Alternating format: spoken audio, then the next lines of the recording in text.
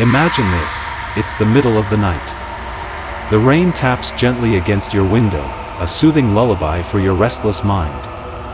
But in the shadows of this comforting stillness lies a world of secrets, strange happenings, and stories that refuse to stay buried. Tonight, I'll share with you a collection of chilling true stories that will make you question the world around you. Let the rain be your companion as we venture into the unknown. Shall we begin? The neighbor's running car. Every neighborhood has its quirks. Maybe it's the house with the eccentric decorations or the neighbor who mows their lawn at strange hours. But in my neighborhood, it was the car. A car that idled every night. Without anyone inside, at first, I didn't think much of it. The first time I noticed it, I assumed they'd forgotten to turn it off, a common mistake. But the night stretched on, and the pattern became disturbingly clear. Every evening, just past sunset, the car would roar to life and idle for hours, long into the night. The lights in the house would remain eerily dark, as though no one was home. I started to feel a gnawing unease. Curiosity got the better of me. One night, I decided to investigate. The street was silent except for the low hum of the car engine. Keeping to the shadows, I crept closer. As I approached, I noticed something strange, the exhaust. Instead of the usual smell, it was sharp, metallic, and almost nauseating. My heart quickened. The car was empty, yet it seemed alive, like it had a purpose. That's when I felt it, a sensation that makes your skin crawl. Someone, or something, was watching me. I froze, scanning the house. But the blinds were drawn tight. The windows betrayed no movement. The unease lingered as I returned home. The next few nights, I couldn't help but keep watch. The car idled faithfully, its presence like a sinister beacon in the dark. Then, one night, everything escalated. Around 3 a.m., the engine stopped abruptly. A figure emerged from the shadows, walking stiffly toward the car. They slid into the driver's seat, but the engine didn't start again. They just sat there. I watched in paralyzed silence until they finally stepped out and disappeared into the night. The driveway fell into an eerie silence once more. I was shaken, but I knew I couldn't ignore it any longer. The following day, I went to the house to confront my neighbors. But no one answered the door.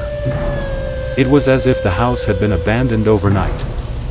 That evening, as the car idled yet again, I took a flashlight and decided to get answers. When I shone the beam into the car, I gasped. The back seat was covered in dark, dry stains, stains that looked unmistakably like blood. And on the upholstery, scratch marks clawed desperately into the fabric. I stumbled back, my mind racing. Was this the scene of something horrific? The sharp metallic smell grew stronger, stinging my eyes. I ran home and called the police, my voice shaking as I described what I'd seen. The officers arrived quickly, their expressions grim as they examined the vehicle. One turned to me, their tone quiet but firm. "You did the right thing calling us." They wouldn't tell me much, but they treated the car as evidence and began searching the house. It was empty, completely abandoned. Days turned into weeks, and the investigation seemed to stall. My neighbors were gone, vanished without a trace.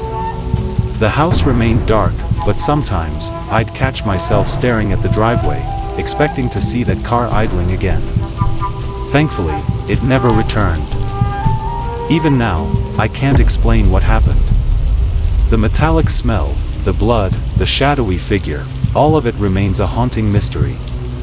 Some nights, as the rain falls, I wonder if some things are better left unanswered. Have you ever noticed something in your home that wasn't there before? A scratch, a mark, something you can't explain? That's how this story begins, with a small mark on a bedroom wall. But by the end, it became something far more sinister. I first noticed the mark one ordinary morning. It was small and jagged, twisting into an odd shape that almost looked deliberate, like a symbol. At first, I brushed it off. Maybe I had bumped furniture against the wall or overlooked it when moving in. But the more I stared at it, the more unsettling it became. It didn't feel random. It felt intentional. I ran my fingers over the grooves. They were sharp, precise. The mark wasn't deep, but whoever, or whatever, had made it knew exactly what they were doing. That night, as I lay in bed, the mark haunted me. It was directly across from where I slept, impossible to avoid. The darkness seemed to amplify its presence, and soon, my imagination began to run wild. Every creak of the apartment, every shift of the shadows, felt tied to that mark. I convinced myself it was just my nerves and eventually fell asleep. But my dreams told a different story. In the haze of sleep, I saw shadows moving across my walls, shapes that didn't belong. The mark began to glow faintly, pulsing as if it were alive. I woke up drenched in sweat, my heart pounding. When I looked at the wall, the mark was still there, as unassuming as ever. Yet the unease it brought me was stronger than before. The next day, I couldn't shake the feeling that something was wrong. I considered calling my landlord but hesitated. What would I say? That a mark was making me feel watched? They'd laugh me off the phone. Instead, I decided to keep an eye on it. Days turned into nights, and the mark remained. But something else began to change. Objects in my apartment started moving, small things at first. My keys, left on the counter, would appear on the coffee table. A glass I'd left in the sink would somehow be back on the shelf. At first, I thought I was being forgetful. But the occurrences became too frequent, too deliberate to ignore. One night, as I was brushing my teeth, I heard it, a faint scraping sound coming from my bedroom. My heart froze. Toothbrush still in hand, I strained to listen. The noise was soft but persistent, like something sharp being dragged across the wall. I stepped cautiously into the room, flashlight in hand. The mark was larger. I couldn't believe it. Comparing it to a photo I had taken earlier, I saw that new lines had appeared, curving outward like tendrils reaching into the wall. It wasn't my imagination. The mark was growing. Desperate for answers, I turned to the internet. I searched through forums and obscure websites, looking for anything that might explain what was happening. The closest I found was an old legend about symbols left by spirits to claim a space as their own, a warning, they said, that the spirit was preparing to manifest. The thought chilled me to the core. That night, I decided to confront the mark head-on. I stayed awake, staring at it, waiting for it to move, to change, to reveal something. Hours passed. Nothing happened. I began to feel foolish, letting my imagination get the better of me. But just as I was about to give up, it started. The mark shifted before my eyes. The lines twisted and stretched, growing larger and more intricate. A low humming sound filled the room, vibrating through my chest. It wasn't just a mark anymore. It was alive. Panicked, I grabbed a blanket and threw it over the wall, covering the mark. The humming stopped instantly, and the room fell silent. I sat trembling in the corner, unsure of what to do next. The following morning, I contacted a paranormal expert, someone who specialized in clearing out unwanted energies. When they arrived, they inspected the mark with a seriousness that made my stomach churn. Their assessment? The mark was a remnant of something old, an echo of a past event. It wasn't the source of the activity, but it had been activated by some unknown force. They performed a cleansing ritual, filling the room with incense and chants that reverberated through the air. By the time they finished, the apartment felt lighter, less oppressive. They advised me to keep the mark covered until it faded completely, and slowly but surely, it began to disappear. Weeks later, the mark was gone. The strange occurrences stopped. My apartment felt like home again. But every now and then, when I catch a shadow moving in the corner of my eye, I wonder, did the mark truly leave? Or did it simply find a new place to hide? The stranger who followed me. Supermarkets are usually places of comfort, bright lights, familiar aisles, and the simple joy of picking out your favorite snacks. But what if one of those aisles became the starting point of a nightmare? That's exactly what happened to me. It started on a regular day. I was at the grocery store, minding my own business, when I noticed a figure in my peripheral vision. A person standing a few aisles away, pretending to browse the shelves. But their glances, they were directed at me. At first, I told myself it was nothing. People look around all the time, right? But as I moved through the store, grabbing items for the week, I noticed them again. And again. Each time, they seemed to mirror my movements, staying just far enough away to avoid suspicion.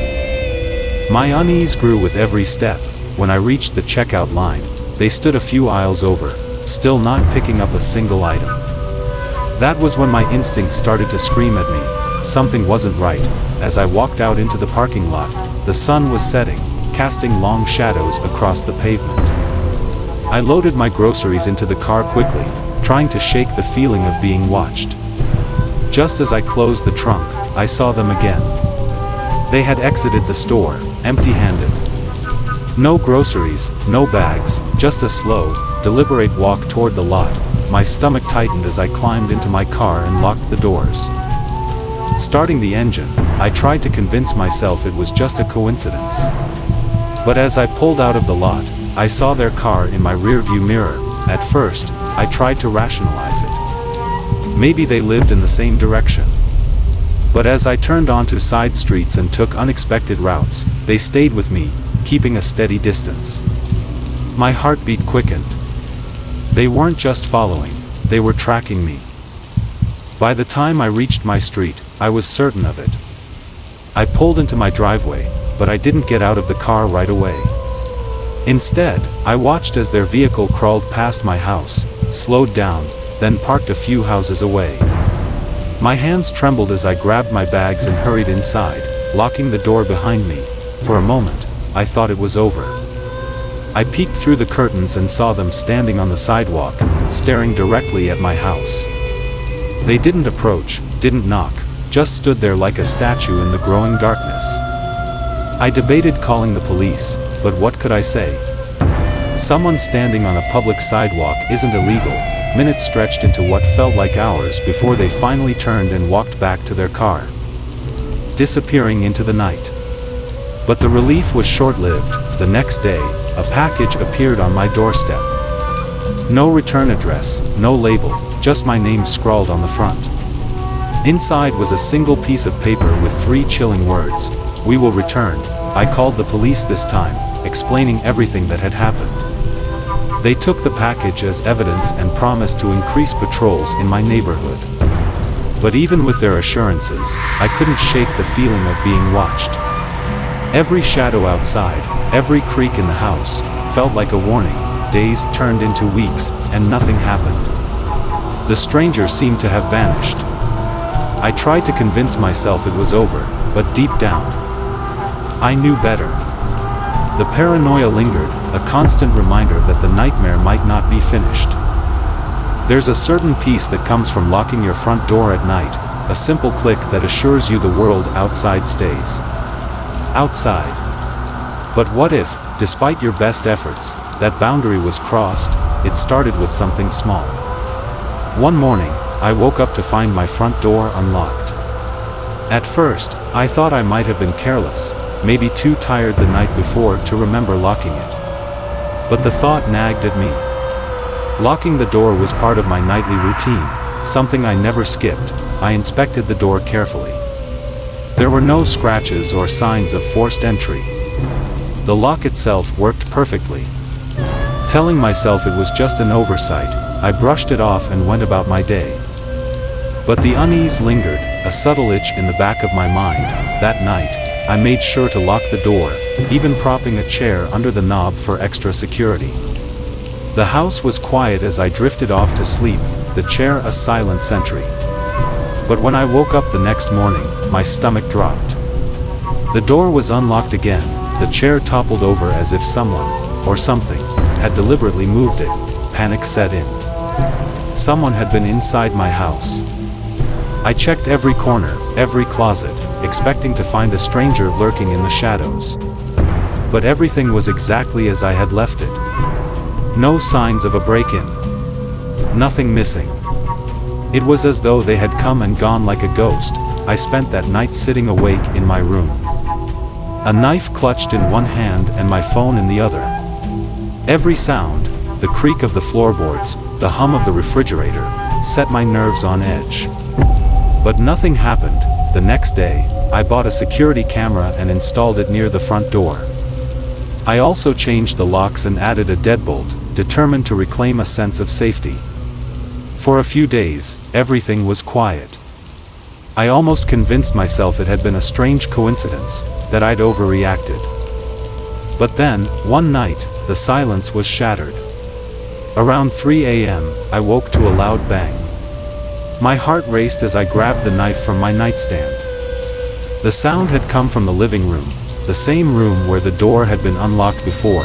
I crept down the hallway, every step deliberate, the knife trembling in my grip. When I reached the living room, the air felt heavy, oppressive. My security camera light blinked faintly, a small reassurance. I checked the feed on my phone, expecting to see an intruder. But what I saw made my blood run cold. The camera showed the front door slowly swinging open. But there was no one there. The chair I had placed against the door was lying on its side again, as if pushed by an invisible force. My breath caught as I scanned the room with my flashlight, but nothing was out of place. Terrified, I ran out of the house and drove to a nearby motel. I couldn't go back. Not that night. The next morning, I contacted a professional to inspect the house. They found no signs of forced entry, no malfunction with the locks, nothing to suggest how the door had been opened. It didn't make sense. But the fear was too real to ignore. I stayed with a friend for the next few nights, hoping the distance would bring clarity. And for a while, it worked. The nights were quiet, the fear dulled by the safety of company. But on the third night, as we sat in the living room, we heard it, the unmistakable sound of footsteps in the hallway. We froze, exchanging terrified glances. Grabbing a flashlight, we moved cautiously toward the sound. The hallway was empty, but the front door was wide open. We had locked it. I was certain of it. That was the final straw. I packed my belongings the next day and decided to sell the house. Whatever was happening there was beyond my understanding, and I couldn't bear to stay another night. As I packed, I found an old journal hidden in a closet. It wasn't mine. The pages were filled with entries describing similar experiences, unlocked doors, footsteps, and an invisible presence that couldn't be explained. The final entry read, "You cannot escape it. It will follow you." My hands trembled as I closed the journal and left it behind. I locked the door one last time and walked away, leaving the house, and its haunting secrets, forever. Even now, I wonder if the presence truly stayed behind. Sometimes, late at night, I think I hear faint footsteps or the creak of a door. And I remind myself, some things are better left unanswered. Most people find peace in the quiet hours of the night, when the world is still and sleep wraps you in its gentle embrace. But for me, peace was replaced by fear, fear that came knocking at exactly 3 a.m. It began on an ordinary night. I had fallen asleep quickly, comforted by the sound of the rain outside.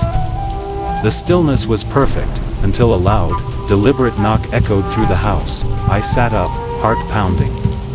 At first, I thought I might have imagined it. Maybe it was the wind, or a branch tapping against the window. But then it came again. Louder. More insistent. Every instinct told me to stay in bed, but curiosity and unease drove me to move.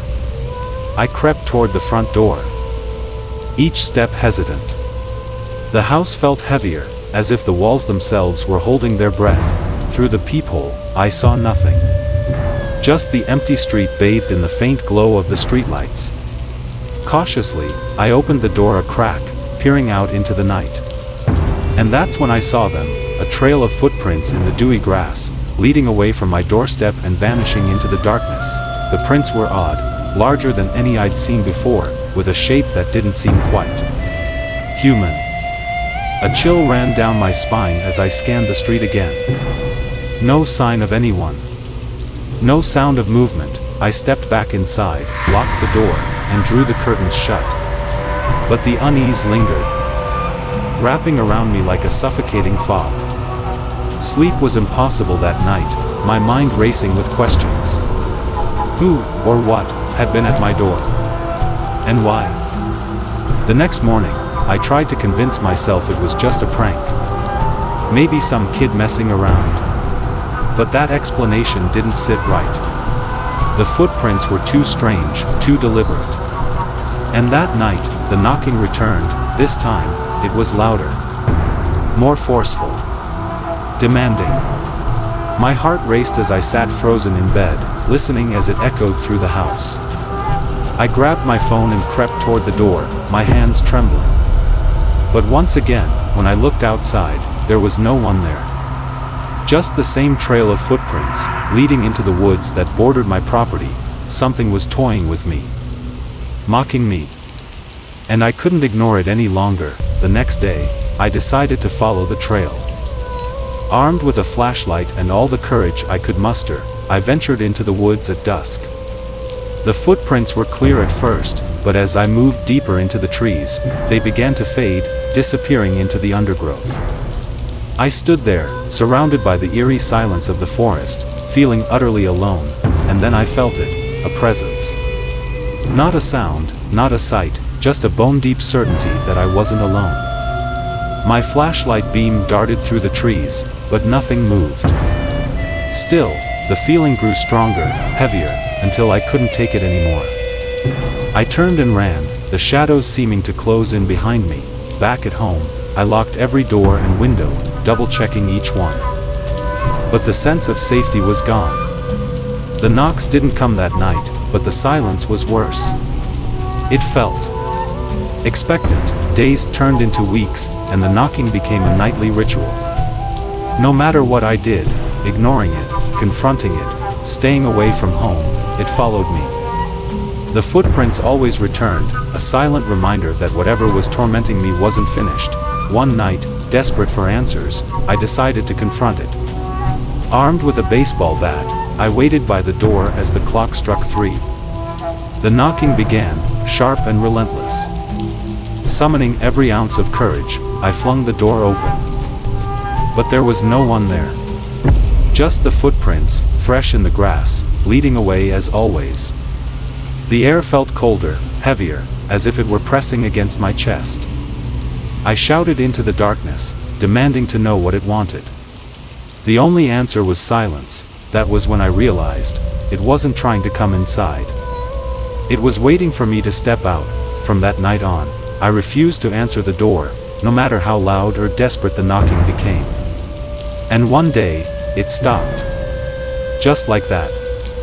No footprints. No knocks. Only an uneasy silence that stretched into the weeks that followed. I'd like to believe it's over, that whatever was out there lost interest. But sometimes, late at night, I still hear it, a faint tapping on the window, a whisper of movement just beyond the edge of the light. And I remind myself of one simple rule: never open the door. Not all knocks are meant to be answered. Some doors are best left closed. Join me next time as we explore more stories that challenge the boundaries of fear. Until then, may the rain carry you into uneasy dreams. The voices in the cafe, public places are supposed to feel safe. The background noise of conversations, the hum of activity, there's comfort in the presence of strangers. But what if those strangers are not as anonymous as they seem? It was an ordinary afternoon.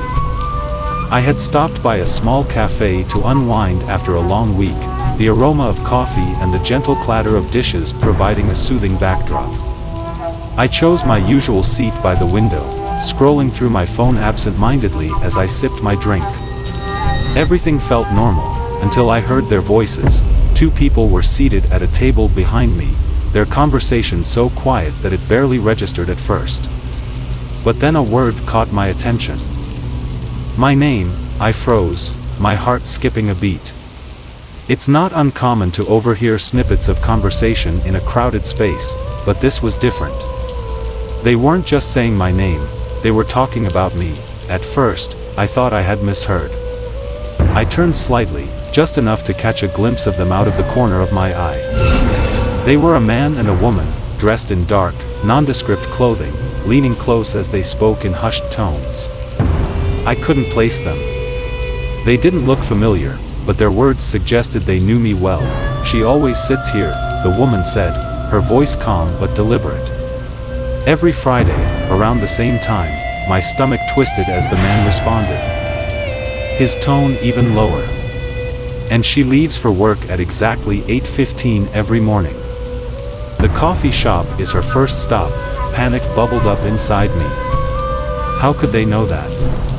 They described my routine in detail, down to the park I walked through on weekends and the groceries I usually bought. It was as though they had been following me for weeks, documenting every move. I debated confronting them but stopped myself. What if I was wrong?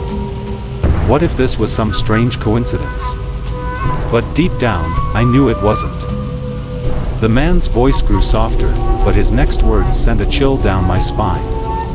"It'll be easy. Just a matter of time." I didn't wait to hear more.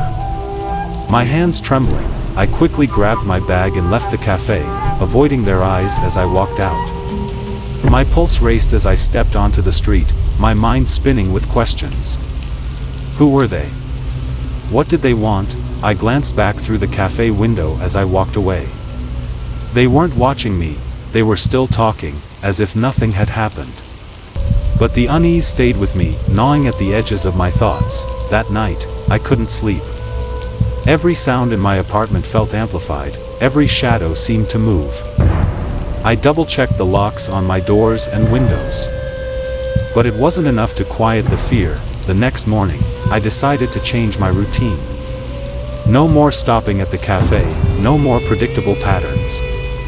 I left the house at different times, took new routes to work, even avoided the park entirely. But the feeling of being watched never went away. A week later, it happened again. Another cafe, another quiet corner. This time, I caught them sitting just a few tables away. They weren't trying to hide anymore. Their eyes followed me as I moved, their whispers too faint to hear but unmistakably about me. I left before finishing my drink, my heart pounding as I practically ran to my car. When I got home that evening, a note was waiting for me, tucked under my door. It was a single piece of paper with 3 words written in bold, black ink. "We are close." I called the police, desperate for answers. They listened patiently but told me there was little they could do without more evidence.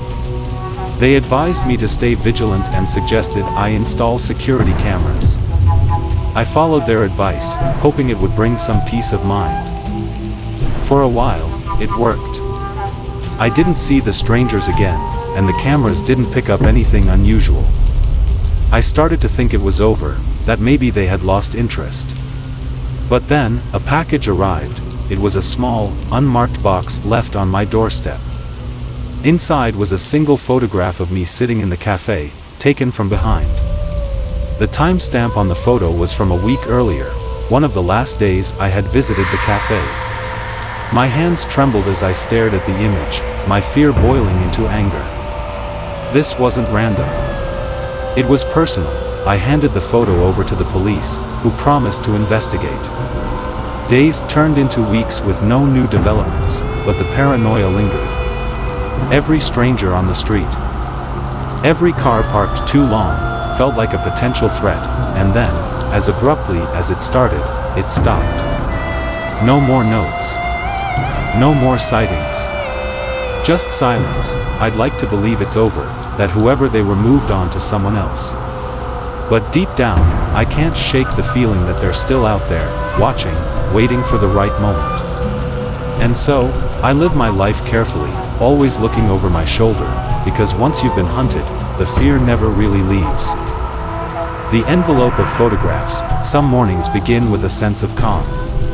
The sunlight filters through the windows, the world seems quiet, and you feel ready to take on the day.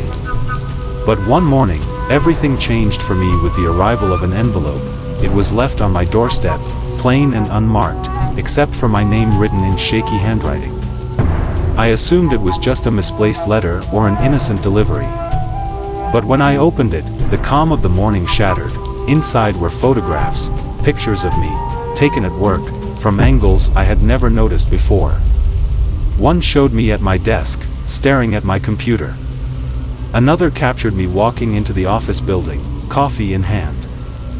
The details were startling, too precise to be accidental. These weren't random shots, someone had been watching me closely. As I sifted through the photos, my unease deepened. One picture stood out, a shot taken through the glass window near my desk. Whoever had taken it had been standing outside, close enough to see me but far enough to avoid detection. My stomach twisted.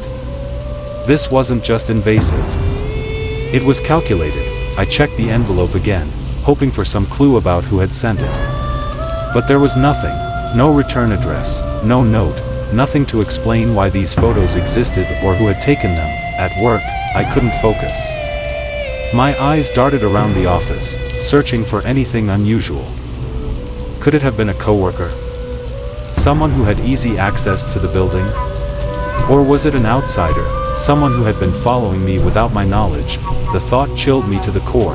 That night, I couldn't sleep. The photographs haunted me, their eerie stillness playing over and over in my mind. I checked the locks on my doors and windows multiple times, but it did little to calm my nerves. I felt exposed, vulnerable, as though someone could see me even in the supposed safety of my home. The next morning, another envelope arrived. This time, the photographs were different. They weren't of me at work, they were of me at home. Shots of me cooking dinner, sitting on the couch, and even sleeping. The realization hit me like a wave of ice. Someone had been inside my house. I searched every inch of my home, looking for signs of forced entry or hidden cameras. But there was nothing. No broken locks, no disturbed furniture, no explanation for how someone could have gotten in. It felt impossible, but the photos were undeniable proof. Someone had been watching me, up close and personal. Panicked, I called the police. They took the photographs as evidence and promised to investigate.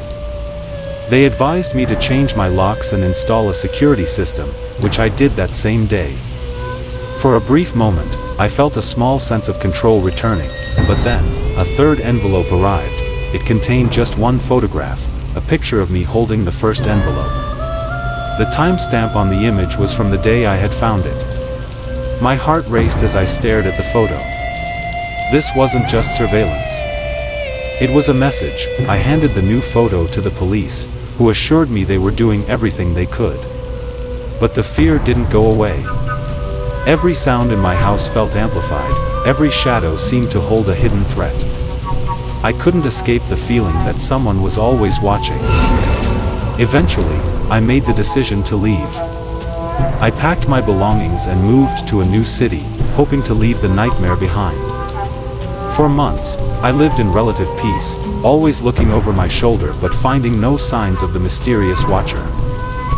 Then, one day, a package arrived at my new address. It was larger than the envelopes, but the handwriting on the label was the same shaky, deliberate scrawl that had haunted me before.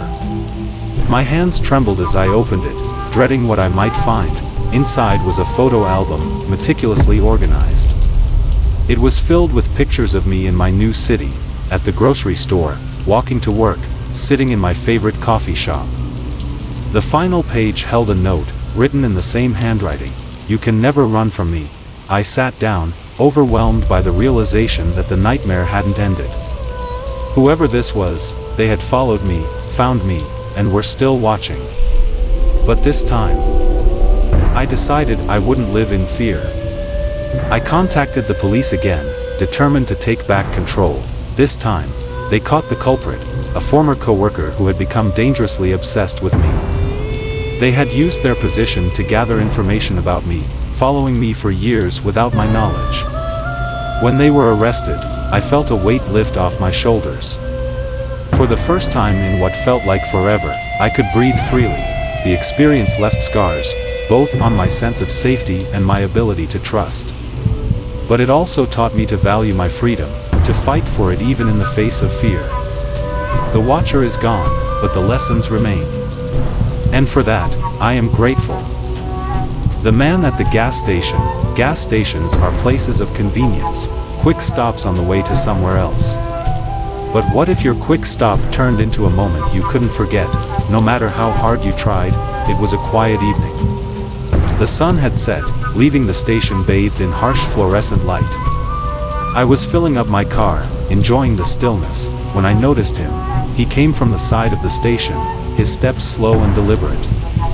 He was tall, with a scruffy beard and worn clothes that didn't quite match the area. His expression was unreadable, like he was trying to figure something out but wasn't sure how. When he reached me, he stopped just a few feet away and asked, "Can I borrow your phone? I need to make a call." His voice was polite, but his eyes told a different story. There was something about the way he looked at me, something urgent and unsettling. I instinctively shook my head, taking a small step back. "I'm sorry," I said.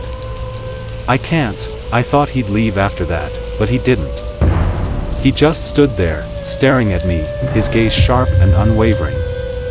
The air felt heavy, and for the first time, I noticed how empty the station was. No other customers.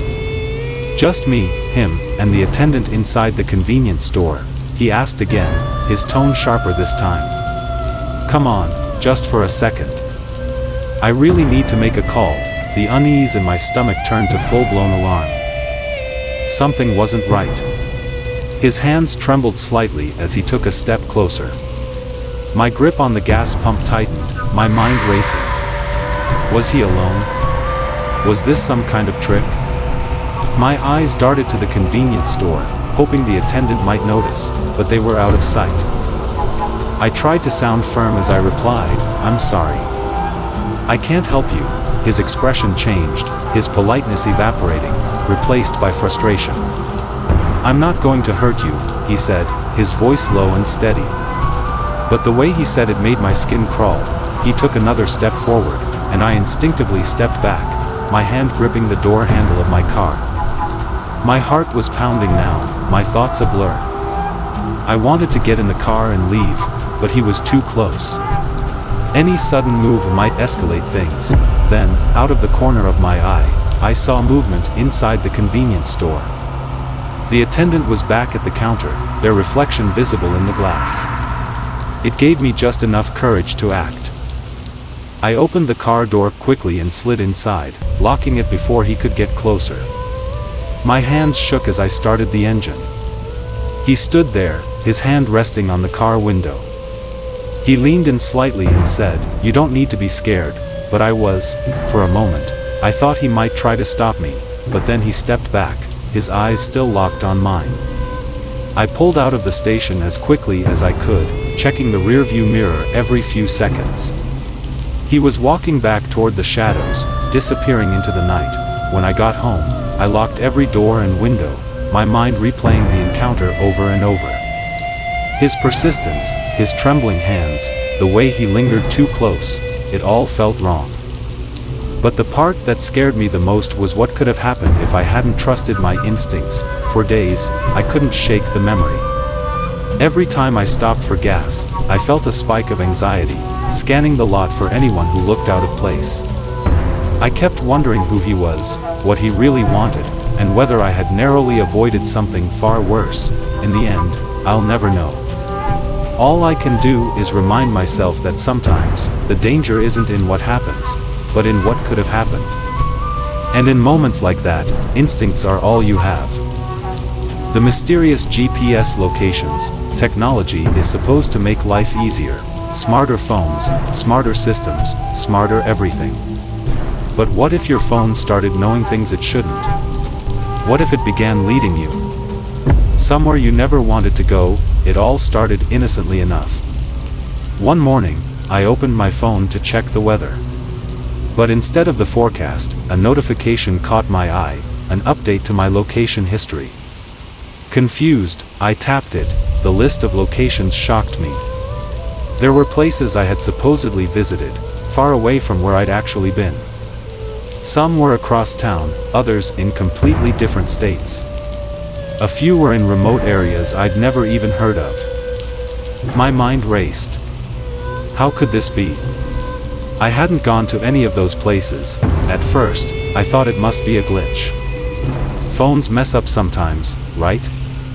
But as I scrolled through the timestamps, the locations matched times when I had been using my phone for other things, at home, at work, nowhere near these strange places. It didn't make sense.